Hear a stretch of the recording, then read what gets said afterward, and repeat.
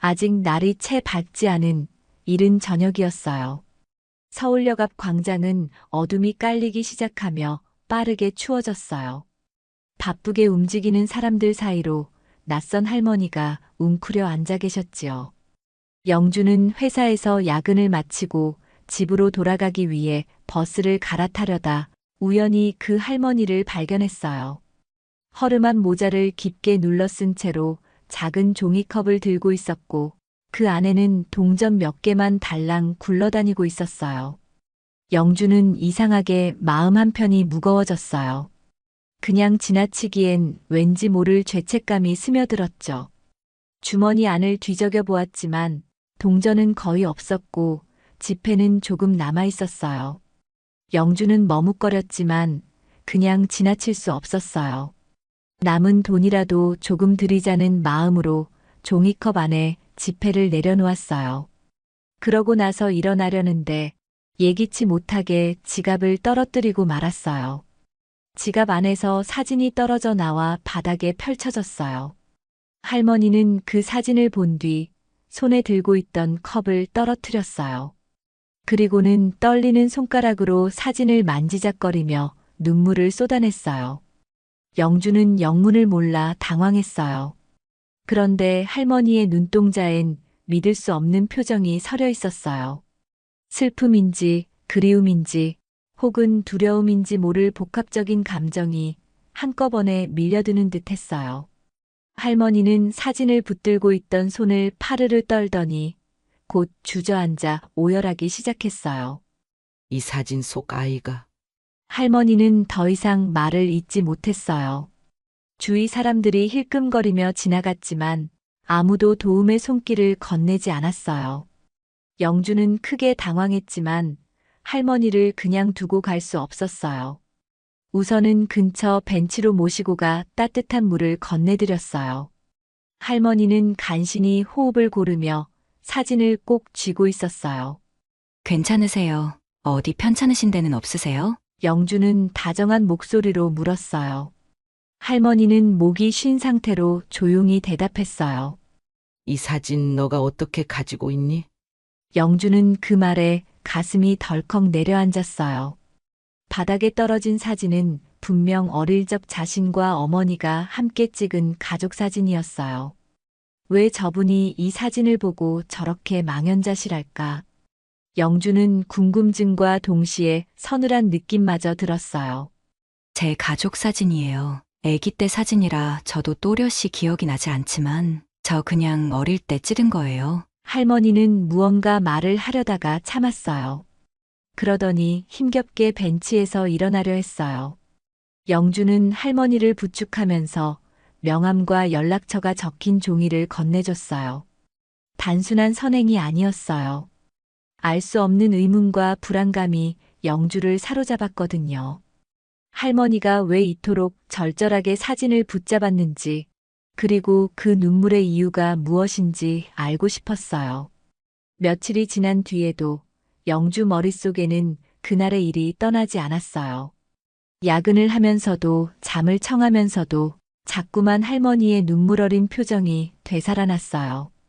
그러던 어느 날 영주는 쪽방촌에 대한 이야기를 듣게 되었어요.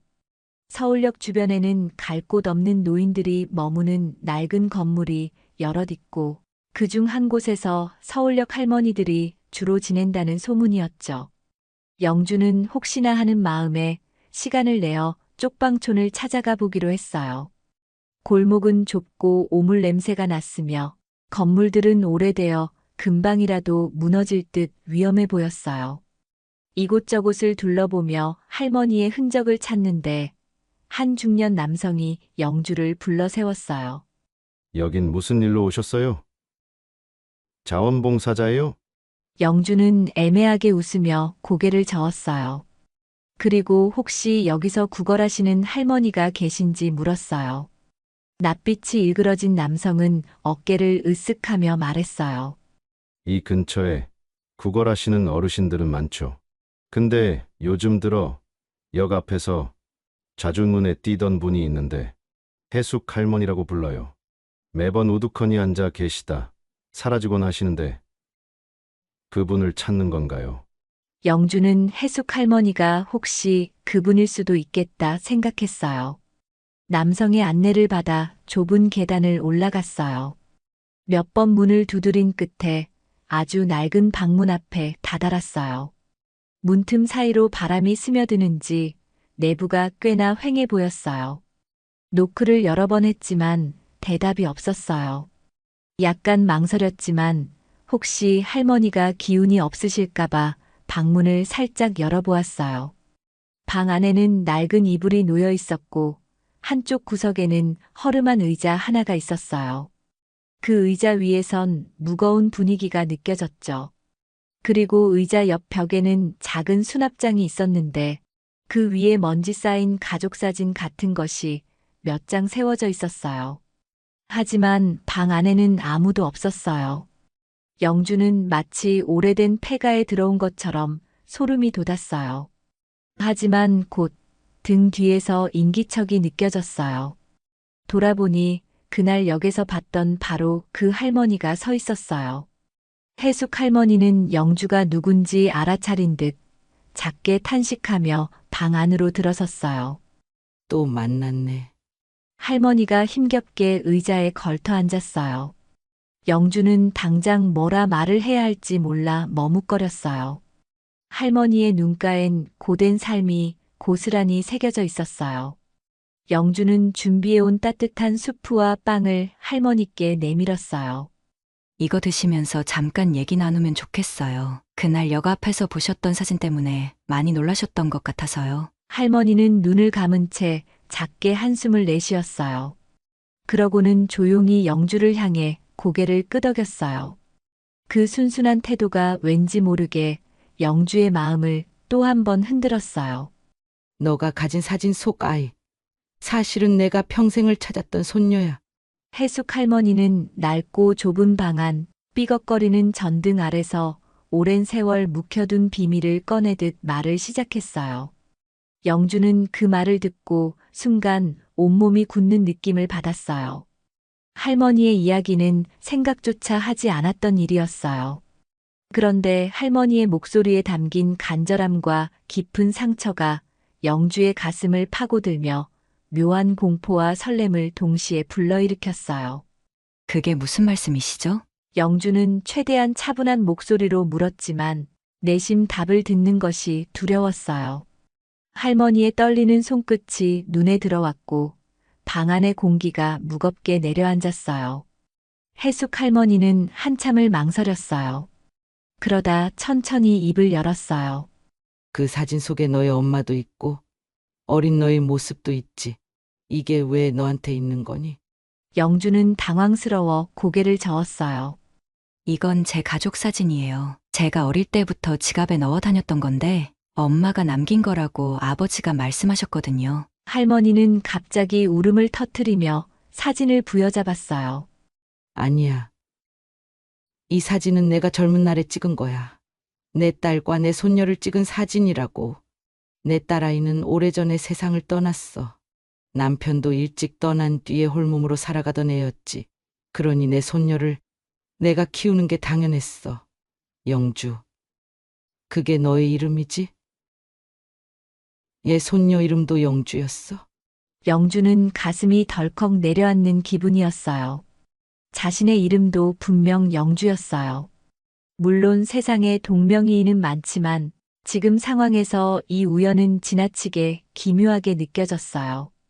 할머니는 한숨을 깊게 내쉬며 이야기를 이어갔어요. 손녀가 내 삶의 전부였어. 그런데 어느 날 그 애가 갑자기 사라져 버렸어.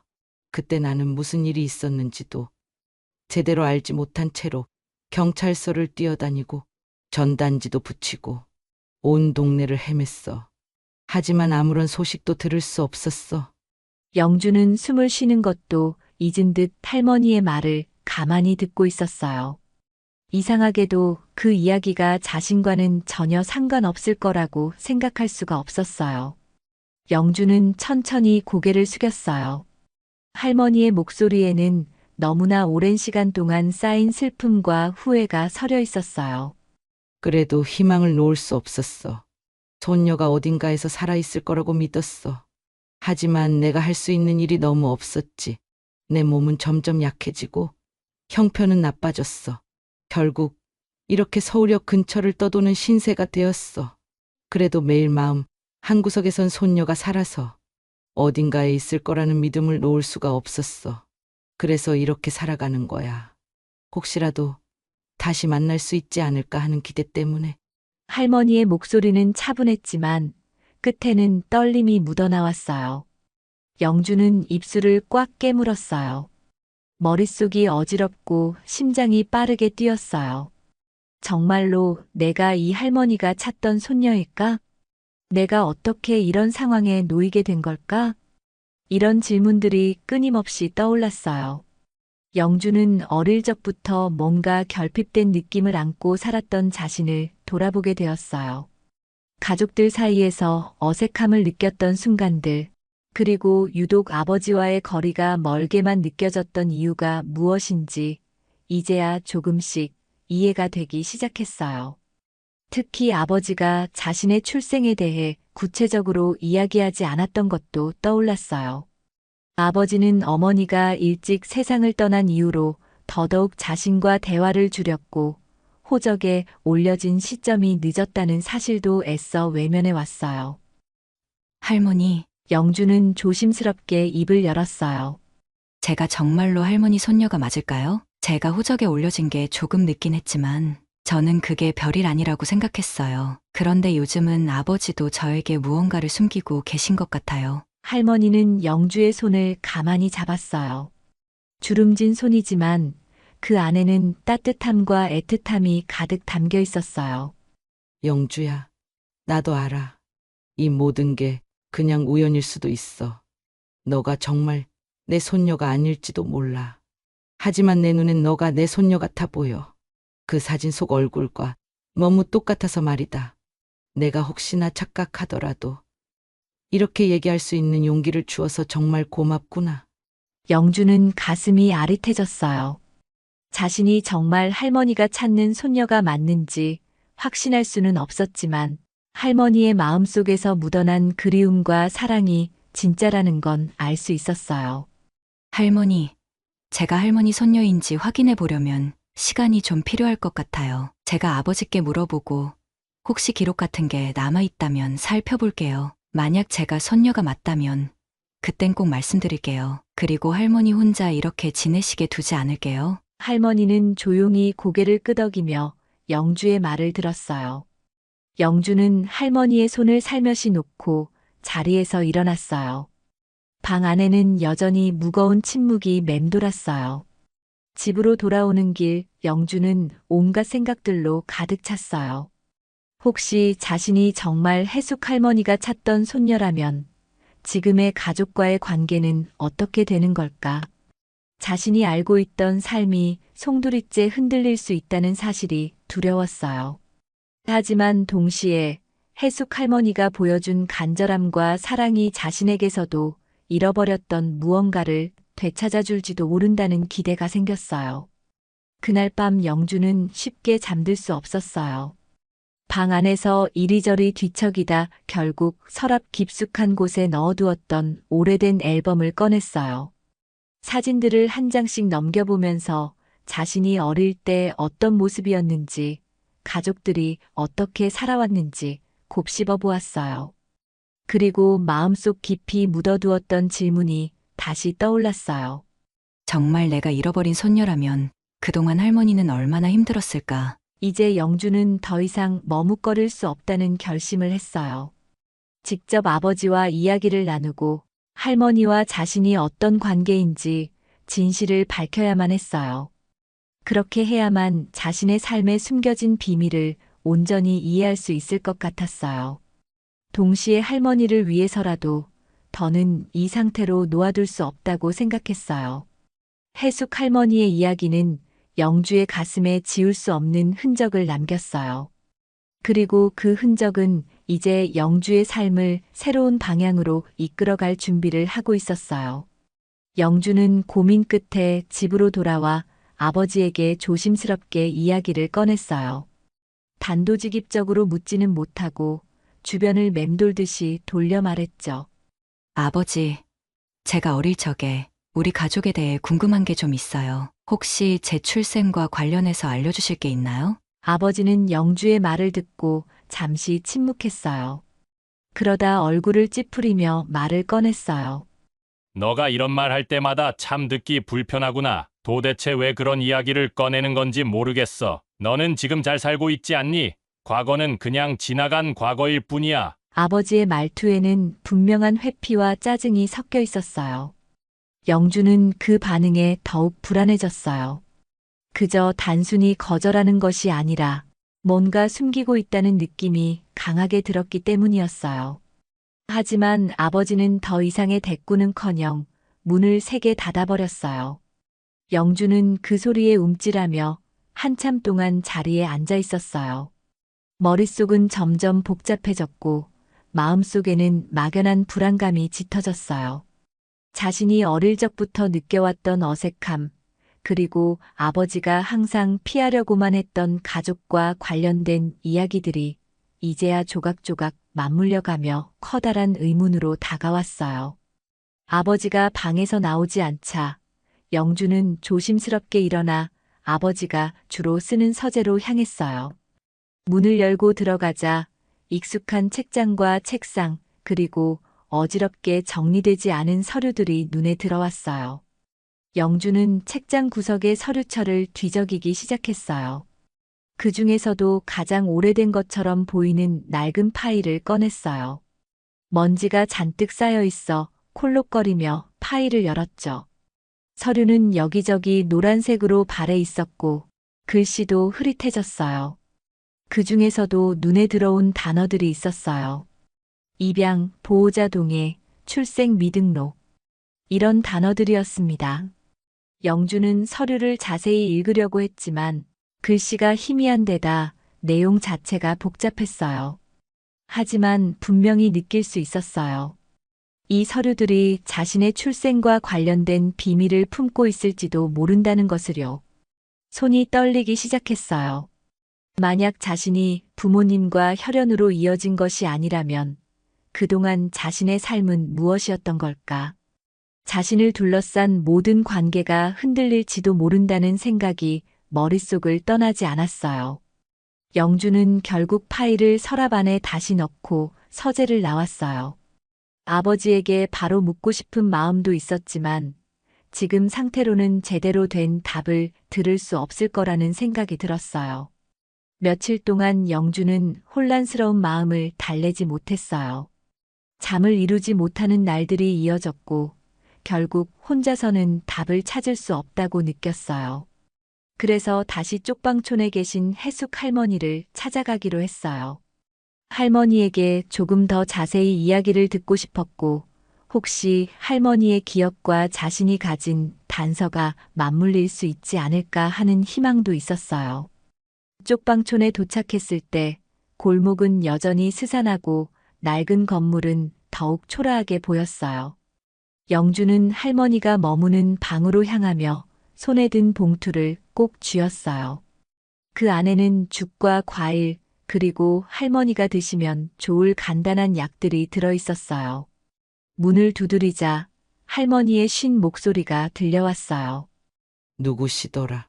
저예요. 영주요. 며칠 전에 배웠던. 할머니는 문을 열고 영주를 보더니 잠시 멈칫했어요. 그러고는 천천히 고개를 끄덕이며 방으로 들어오라고 했어요. 방 안에는 작은 난로가 놓여 있었고 낡은 이불과 가구들이 허름한 모습을 하고 있었어요. 할머니는 난로 옆에 앉아 몸을 녹이고 있었어요. 영주는 준비해간 음식을 꺼내 놓으며 조심스럽게 이야기를 시작했어요.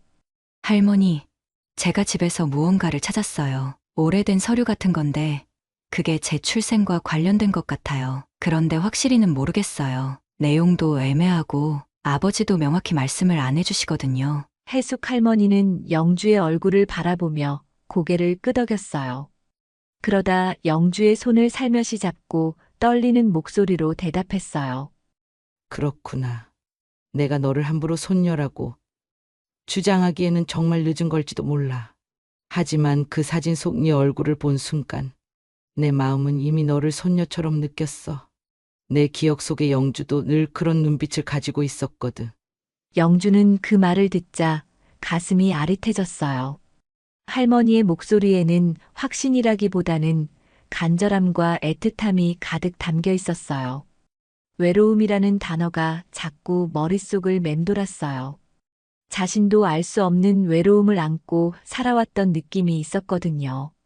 어린 시절부터 자신이 무엇인가 결핍된 채로 자랐다는 감정이 이 순간 모든 것과 연결되는 것 같았어요. 할머니, 영주는 한참을 망설이다 말을 꺼냈어요. 혹시 정말로 제가 할머니 손녀라면 어떻게 하실 건가요? 할머니는 잠시 멈칫하더니 고개를 숙인 채 대답했어요. 난 손녀가 잘 지내고 있다는 사실 하나만으로도 충분할 거야. 내가 바라는 건 그거 하나야. 손녀가 이 세상 어딘가에서 무사히 살아있다는 거. 그걸 확인하는 것만으로도 내 삶이 다 의미 있게 느껴질 거야. 영주는 그 말에 가슴이 먹먹해졌어요. 할머니는 자신에게 요구하거나 강요하는 것이 전혀 없었어요. 그저 잃어버린 손녀가 무사하다는 사실만으로도 안심할 수 있다는 그 마음이 영주를 더욱 혼란스럽게 만들었어요. 그래도 할머니, 저는 진실을 알고 싶어요. 만약 제가 정말 손녀가 맞다면 할머니를 혼자 두지 않을 거예요. 제가 할 수 있는 최선을 다해서 돕고 싶어요. 할머니는 영주의 손을 꼭 쥐며 작은 미소를 지었어요. 고맙다. 영주야. 너가 이렇게 말해주는 것만으로도 할미는 참 다행이다. 그날 밤 영주는 방으로 돌아와 자신이 들었던 이야기들과 서류에서 발견한 단서들을 한 번 더 곱씹어 보았어요. 그리고 더 확실한 증거를 찾기 위해 조금 더 용기를 내야겠다는 결심을 했어요. 아버지와 다시 마주해야 했고 해숙 할머니의 과거를 조금 더 깊이 파헤쳐야 했어요. 모든 진실을 밝혀야만 비로소 자신이 어떤 사람인지 온전히 알 수 있을 것 같았어요. 영주는 본격적으로 자신의 과거를 확인하기로 결심했어요. 해숙 할머니와의 만남 이후 그녀의 손녀 이야기가 마음속에 깊게 자리 잡으며 떨칠 수 없는 의문으로 남아 있었어요. 단순히 우연으로 치부하기엔 너무나 많은 점들이 묘하게 맞아떨어졌어요. 이 모든 진실을 파헤치지 않고서는 자신의 삶이 앞으로 나아가지 못할 것 같은 답답함이 밀려왔죠. 영주는 우선 구청을 찾아가기로 했어요. 오래된 기록이나 출생 관련 서류가 보관되어 있을 가능성이 가장 높은 곳이었거든요. 구청 민원실에서 자신의 상황을 설명하며 가능한 모든 정보를 요청했어요. 담당 공무원은 처음엔 난감한 표정을 지었어요. 이런 오래된 기록은 전산화되지 않은 경우가 많습니다. 아마 창고에 보관된 종이 서류를 직접 찾아봐야 할 거예요. 시간이 좀 걸릴 수도 있는데 괜찮으시겠어요? 영주는 기다리겠다고 말하며 고개를 끄덕였어요. 한 줌의 가능성이라도 놓칠 수 없었거든요. 며칠 뒤 구청에서 연락이 왔어요. 창고에서 관련 서류로 보이는 걸 몇 가지 찾았습니다. 다시 방문하셔서 확인해 주시면 좋겠네요. 전화를 끊고 영주는 설렘과 두려움이 뒤섞인 마음으로 구청으로 향했어요. 구청의 작은 창고는 빛바랜 서류 상자로 가득 차 있었어요. 담당 공무원은 서류 상자 중 하나에서 영주가 찾던 기록을 조심스럽게 꺼내어 보여줬어요. 서류는 오래된 종이 특유의 노란빛을 띠고 있었고 글씨는 흐릿했지만 중요한 내용이 분명히 드러나 있었어요. 영주 생후 3개월 추정, 정식 출생 신고 전임, 보호자 미상. 영주는 서류를 읽는 순간 머리를 망치로 맞은 듯 멍해졌어요. 더 아래쪽에는 이렇게 적혀 있었어요. 기존 가족과 연이 끊긴 상태에서 발견되어 어씨가 임시보호. 영주는 손에 든 서류를 내려다보며 숨이 막힐 듯 힘겨워했어요. 그동안 자신이 알지 못했던 진실이 서류 속 단어들로 선명히 드러나고 있었어요. 자신의 출생이 단순히 늦은 신고 문제가 아니라는 점, 보호자 미상이라는 글귀는 자신이 어딘가에서 잃어버린 아이였을 수도 있다는 사실을 암시하고 있었어요. 이 문서가 해숙 할머니가 잃어버렸다는 손녀 사건과 정확히 맞아떨어진다면 정말 내가 그 손녀일 가능성이 높은 거겠지. 영주는 혼잣말로 중얼거리며 서류를 꼭 쥐었어요. 하지만 이런 추측만으로는 모든 퍼즐이 맞춰지지 않았어요. 더 많은 대화와 확인이 필요했어요. 가장 먼저 아버지와 마주해야겠다는 결심이 섰어요. 집으로 돌아온 영주는 어색한 침묵 속에서 한참을 망설이다가 아버지에게 말을 꺼냈어요. 아버지, 제게 숨기고 있는 이야기가 있다면 이제는 말해주실 수 있으세요? 정말 알아야 할 것 같아요. 아버지는 처음엔 아무 말 없이 고개를 떨군 채 창밖을 바라보고 있었어요. 영주는 그 침묵이 너무 길게 느껴져 초조함이 밀려왔어요. 한참 후에야 아버지가 낮은 목소리로 입을 열었어요.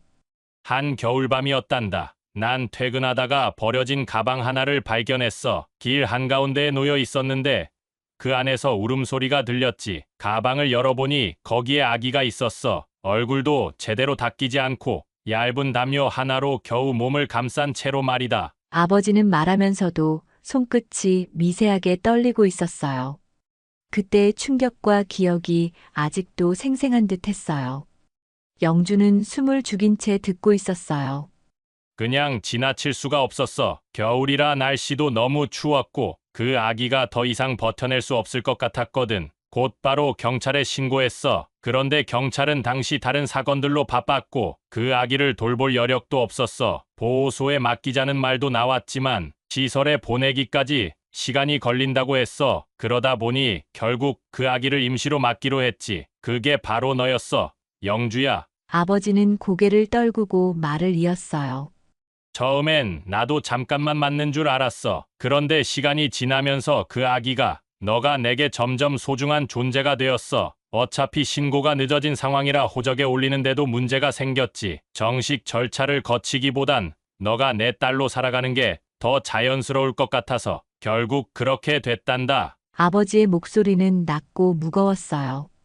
말 한마디 한마디에 담긴 미안함이 그대로 전해졌어요. 영주는 그 이야기를 들으며 마음속에 온갖 감정이 뒤섞이는 걸 느꼈어요. 충격, 슬픔, 그리고 한편으로는 아버지의 진심이 고스란히 느껴지는 따뜻함까지요. 그럼 제 친부모님이나 다른 가족들에 대해 아시는 건 없으신가요? 혹시 왜 제가 거기에 버려졌는지. 영주는 떨리는 목소리로 물었어요. 아버지는 고개를 가로저으며 대답했어요. 알 수 없었단다. 너를 데리고 온 후로는 아무도 너를 찾으러 온 적이 없었어. 경찰도 조사했지만 내 가족과 관련된 정보는 찾을 수 없었지. 그때는 참으로 어수선한 시기였으니까. 하지만 너가 내 딸로 자라는 동안 누군가 너를 버린 것만은 분명하다고 생각했어. 그래서 너가 그런 걸 알게 되는 게 너무 두려웠단다. 아버지는 고백을 마친 뒤 한참 동안 창밖만 바라봤어요. 영주는 눈물이 눈가에 맺히는 걸 느꼈어요. 자신을 위해 아버지가 얼마나 고민하고 또 얼마나 조심스러웠는지 알게 되었어요. 아버지, 영주는 낮게 부르며 말을 이어갔어요. 제가 지금까지 아버지의 딸로 자라왔다는 건 변하지 않아요. 하지만 이 모든 걸 알게 된 이상 해숙 할머니와 제가 어떤 관계인지 확인하지 않을 수 없을 것 같아요. 할머니가 저를 손녀라고 믿고 계신데 만약 그게 사실이라면 제가 그냥 지나칠 수는 없을 것 같아요. 아버지는 잠시 말을 멈췄다가 고개를 끄덕였어요. 그래, 너가 그렇게 생각한다면 내가 막을 이유는 없지. 다만 조심해야 한다. 진실을 아는 게 늘 좋은 결과를 가져오는 건 아닐 수도 있으니까. 그날 밤 영주는 잠들 수가 없었어요. 모든 퍼즐이 점점 맞춰지고 있었지만 그 퍼즐이 완성되었을 때 어떤 결과가 기다리고 있을지 두려웠어요. 자신이 정말 해숙 할머니의 손녀라면 지금의 삶과 가족은 어떻게 달라지게 될까? 그런 생각들로 머릿속이 복잡했지만 진실을 마주하겠다는 결심만은 굳어져 있었어요. 이제 모든 것은 남은 단서들과 해숙 할머니와의 대화에서 밝혀질 것만 같았어요. 영주는 다시 한 번 더 마음을 다잡으며 다음 날을 준비했어요. 다음 날 아침 영주는 정신을 차리고 해숙 할머니를 다시 찾아갔어요. 서류와 아버지의 고백을 자세히 전해드렸어요. 할머니는 천천히 서류를 읽다가 그만 오열하고 말았어요. 목소리가 떨리는 것도 아니었어요. 손으로 입을 틀어막고 소리 없는 눈물만 줄줄 흘렸어요. 이 서류가 진짜라면 너가 정말 내 손녀란 말이니? 내가 널 잃어버리고 얼마나 찾았다고. 영주는 처음 보는 할머니의 모습을 보며 이분이 정말 내 할머니가 맞다는 생각에 마음 깊숙이 묘한 울림이 생겼어요. 가슴 한구석에 일렁이던 외로움이 조금씩 쓰러지는 기분이었어요. 하지만 동시에 그 오랜 세월 동안 바깥에서 고생만 해온 할머니를 생각하니 죄책감이 들어서 견디기 힘들었어요. 할머니, 제가 할머니 손녀인 게 맞다면 이제 저랑 같이 지내면 어떨까요? 더 이상 이런 곳에서 힘들게 지내시지 말고요. 해숙 할머니는 마치 그 말을 기다렸다는 듯 영주의 손을 붙잡고 고개를 가로저었어요. 고맙다. 정말 고맙구나. 근데 내가 스스로 살아온 삶이라 그리 쉽게 놓을 수가 없네. 지금 이 몸으로 너희 가족들에게 폐가 될까봐 두려워. 영주는 할머니를 곧장 집으로 모시고 갈 욕심이 없지 않았어요. 하지만 할머니의 마음을 존중해야 한다는 생각이 더 컸어요. 서로가 맞춰갈 시간이 필요하겠죠. 그래도 최소한 다른 곳에서 좀 더 편안하게, 안전하게 지낼 수 있는 방법부터 찾아야겠다고 결심했어요. 어느 정도 마음의 준비가 된 영주는 아버지와 솔직하게 상의했어요. 아버지는 처음에는 난색을 표했지만 결국은 고개를 끄덕였어요. 해숙 할머니를 모셔오진 않더라도 일단 새로운 거처를 마련해드리거나 생활비를 보조해드리는 방안을 마련해보자고 했어요. 아버지도 결국은 오랜 시간 숨겨왔던 죄책감을 털어놓았어요. 너를 친자식처럼 키우긴 했지만 늘 마음 한구석이 무거웠어. 언젠가 원래 가족이 너를 찾아올까봐, 혹은 너 스스로가 다 알게 될까봐. 아버지의 목소리에 묵직한 슬픔이 어린 듯 했어요. 영주는 아버지의 마음을 어느 정도 이해했어요. 그렇지만 그동안 자신이 왜 그토록 정체성의 혼란을 느꼈는지 이제야 확실히 알 것 같았어요. 영주는 손을 뻗어 아버지의 어깨를 가만히 감쌌어요. 시간이 흘러 영주는 다시 할머니를 찾아가 아버지와 얘기한 결과를 전했어요. 도심 외곽에 작은 전셋집을 마련해 드릴 수 있을 것 같다고, 그리고 생활비도 조금씩 지원할 테니 편하게 지내시면 된다고 말했어요. 해숙 할머니는 차마 손을 뻗지 못했어요. 하지만 영주가 굳은 의지를 내비치자 할머니는 고맙다는 말을 몇 번이나 반복했어요. 그렇게 모든 게 다 잘 풀릴 듯 보였어요. 하지만 어느 날 해숙 할머니가 갑자기 보이지 않았어요. 영주가 마련해둔 조그만 집으로도 들어가지 않으셨고 쪽방촌에도 안 계셨어요. 혹시 건강이 악화되어 병원에라도 실려가신 건 아닐까? 영주는 초조함에 휩싸였어요.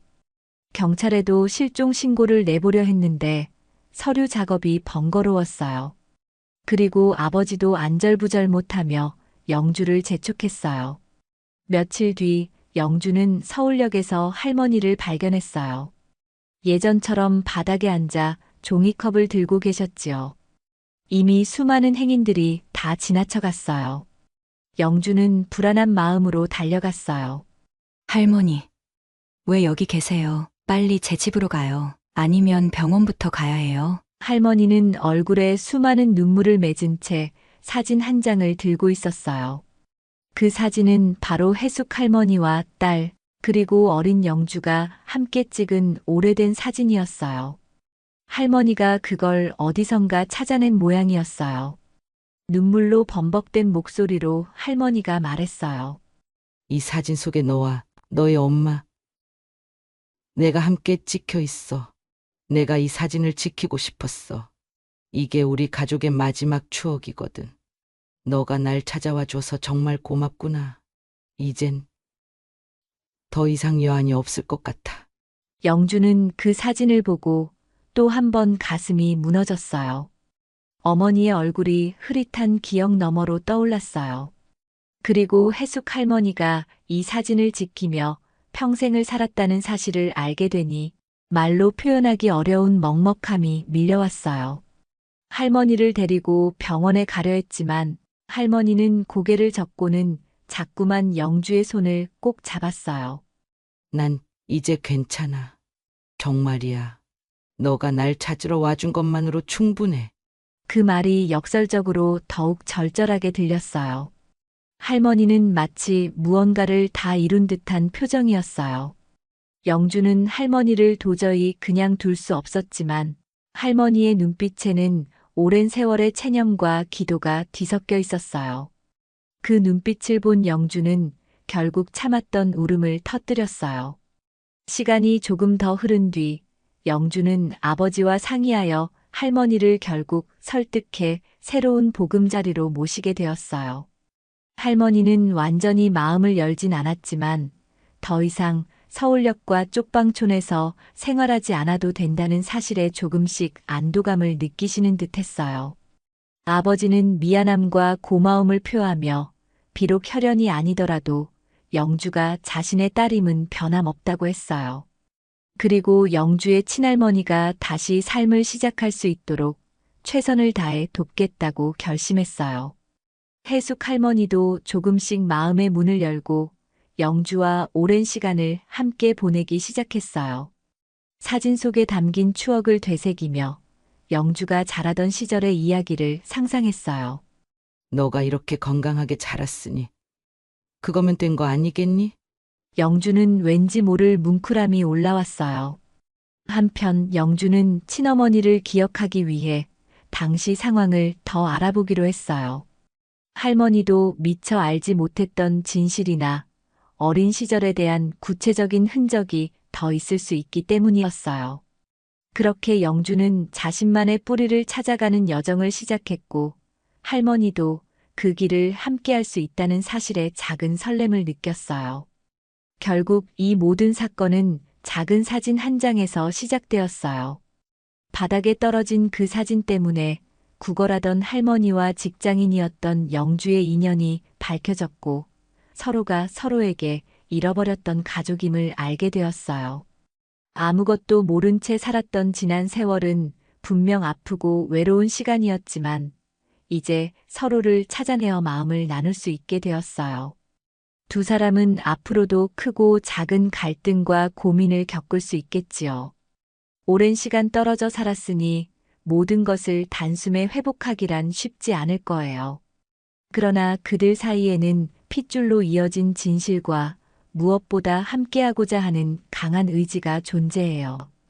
어쩌면 이 이야기는 인연이라는 것이 얼마나 기묘하고 소중한지 보여주는 증거가 될 거예요. 때로는 세상이 아무리 차갑고 쓸쓸해도 인연은 사람을 연결하고 운명을 뒤바꿔 놓을 힘을 가지고 있어요. 해숙 할머니와 영주의 운명은 긴 시간 동안 얽혀 있었고 결국 한 장의 사진을 통해 서로를 향해 문을 열 수 있었어요. 지금쯤 해숙 할머니는 작은 방 안에서 녹차 한 잔을 끓여 마시며 영주가 출근하는 모습을 창문 너머로 지켜볼지도 몰라요.